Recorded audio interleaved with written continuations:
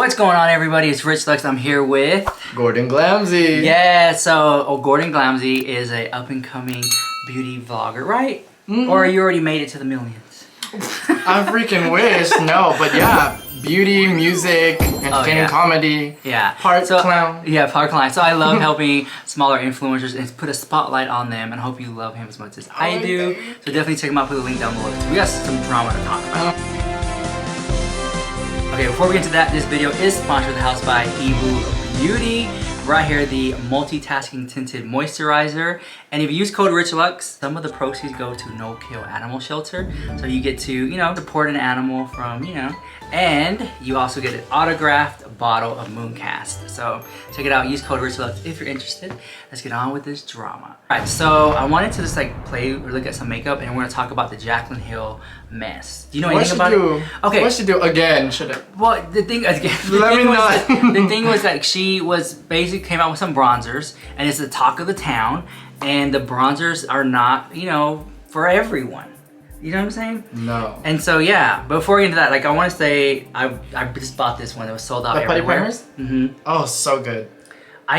Well, the putty primer's good. I haven't tried the acne fighting. You didn't know that? No. Look, girl. Oh, you gotta sleep with one eye open, because if that goes missing, I don't know where it went. It's been selling. It's sold out. I found one at Target. Just like one. They have all of them were there except this one, and it's green. It's the only green one. And let me show you that. So it's what it looks like. I have not used it, and so it basically primes your face and helps color against corrects. Color. Well, yeah, because it's green. But then it also just acne fighting putty primer. So yeah, definitely check this one out. And then, okay, so back to the Jaclyn Hill drama. Not sponsored by Elf Girl. I'm just gonna be touching upon some makeup I have in front of me as we talk. Because I feel like, what's your channel about? Definitely beauty tutorials. I try not to get into drama, but yeah, here I am. I got the phone call and I was like, how can I deny this, you know? Drama video? But I feel like it is, because you work with brands, right? Yeah. And if any of you out there who are also like up and coming YouTubers, like, feel free to message Gordon on just like how do you even talk to a brand to get like on a PR list or like stuff like that. I mean, that's stuff that you learn along the way. And a lot of people out there who want to be like beauty YouTubers and stuff like that, they don't know those things. There's no book that teaches you that. Or even content creation. That's what I primarily do, because I am very small if you look at the spectrum. But what I do is productions. I give that value. I love, you know, doing extravagant things. So if you have questions about it, you message me. Yeah. So good. That's a good source. So if you have any questions, hit him up at Instagram down below. But so Jaclyn Hill basically came out with bronzers, and it just wasn't for everybody, right? And I just kind of felt like, me personally, just being in the drama so long, maybe it was intentional to get the brand out there even more controversial. Darling, has she not done it since she first started the brand? Yeah, you know what I'm saying? So is the brand controversy? So how do you feel about that when you see brands that don't have that inclusive shade range? You know? Because like I said in my video, I was like, if she just wants to cater to fair-skinned people, then just say that.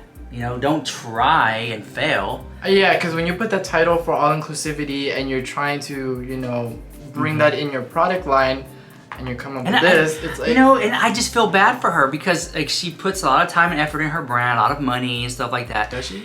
Yeah, it's a lot of investors behind it. That wasn't a read. I'm just curious because I don't really know how much. It's something she really cares about. I mean, this is her legacy. Why is there not a lot of like, if it's.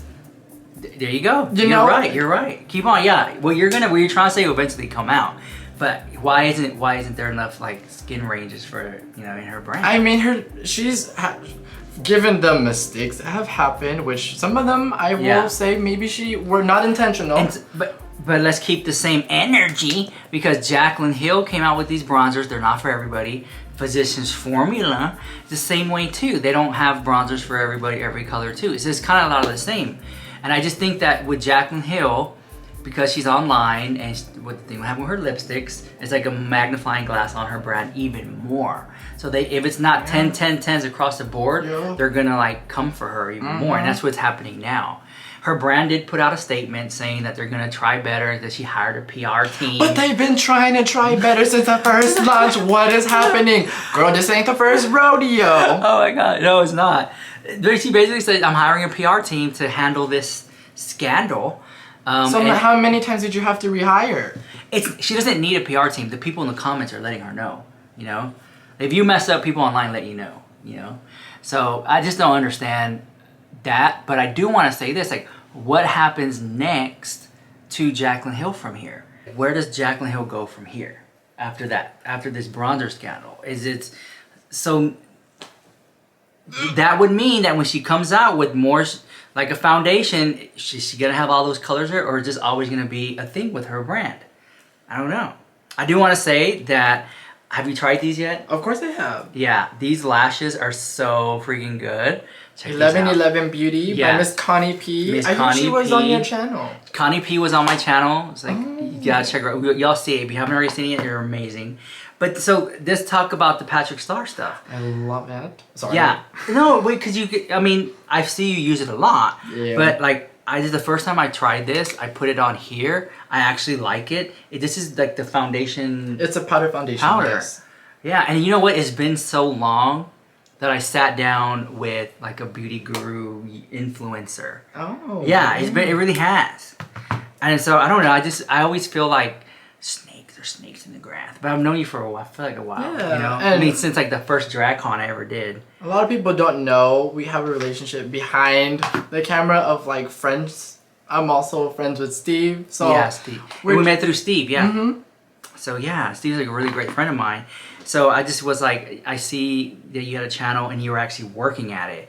Because some people, like, they say they're a YouTuber, but they don't ever post. Yeah. You know, but to see the post and, like, so then you know the struggle of the algorithm and, like, things like that, you know? And so then you see, this is the conflict, is that, like, Gordon, like, you see problematic YouTubers, like, succeed, and then you're being not problematic, and you're like, well, do I need to start drama to get a view? Like, you know what I'm talking about? Yeah, and I've had that thought play into my head so many times, and you know, I've thought about switching into something that's a bit more controversial, and I'm just like, no, I'm going to stick to me because I do stuff that's different. But you're more bookable or more bankable, because if you're like a influencer or a beauty YouTuber and that's just exactly what you do there, then more brands are going to work with you. Where somebody like me, I'm viewed as like controversial and brands don't send me stuff because I may have said something bad about them, or then I go to an event and I see the James Charles there and there's like a thing, and you know, it's very awkward to sit here and talk about brands and people, and sometimes, you know, I wouldn't say negative light, just like poke fun at it, or I just kind of skim the surface, you know, just bring it to light, you know, it is controversy, and then to meet them, you're like, oh, is this very like, oh, it's like the time I made like 10 Jeffree Star videos in a row, and I go to a convention and he's there, and I'm like, oh crap, he's gonna sue me in the house. You know, and you just never know because, you know, it's difficult. But I think that you're on the right track. It's just you see other people going and you're just kind of like, why not me? Like, why is my stuff not? You know, does that make sense? All the time. You get what I'm saying? Mm-hmm. Mm-hmm. And so then that's why I do think that sometimes YouTubers do act out, like Jaclyn Hill. It's because they see stuff like that and they're like, what's going on here? Yeah. I think there is ways of doing controversy artistically and, you know, I wouldn't create bronzers and then... And then say it's all inclusive, and then it's not. We've been through this pathway, girl. Maybe, I love you, but we got to move on from this. Yeah. You got good product. It's great stuff. The Jaclyn Hill stuff, it's not bad. It's good quality. Okay, is it the best makeup in the world? No. Is it the worst? No. And I said that about a lot of brands. It's not. It's rarely that I'm like, this is the best in the world. Like, you know, I just feel like with makeup, it could be that 90% I'm just like reaching here of the makeup at Ulta might be this from the same factory. Who knows? You know, just different packaging and scent added to it. Yeah, so that's the thing. What separates a lot of these brands is packaging and scent. It could be from the same factory. So when we come to Jaclyn Hill, her stuff is great. It's good quality. Like, it works. Except that one lipstick didn't go too well, but that one was just. But like most of the stuff is decent, right? Which is why I'm confusion. Like, why are we still on the mode of not making enough product? Like, you have a big name in the industry. You already have. I think she just wanted to have. I'm sorry to cut you off. Go ahead. No, I'm interested. I just think she wanted to have a little summer mini collection, and this was it. And then we'll do more colors later. So it was this. Test the waters here. You know what? What if COVID was also a factor, because production is also a problem? But here's the thing. She could have said that. know that this could be a case, but it would be rebutted by people saying, well, if you know that there was delays, why didn't you just wait? Yeah. But then Jaclyn could say, well, there's also expiration dates. But if you expected the launch to happen around this time, why would it expire this quickly? Okay. Guys, I'll say this. If you love Gordon Glamby as much as I do, put his link down below. If you have any questions about becoming an influencer or a beauty guru, check him out. Ask him. Definitely, I'm pretty sure you'll get a lot of people wanting to know, like, how do you do it and stuff like that. But I love him. I love him a lot. Definitely check him out. Put the links down below. And let me know what you think about Jaclyn Hill drama. Where does she go from here? Because this is another mess up in her brand. This is another beauty mark on her name. All right, so I'll let you go, guys. Bye.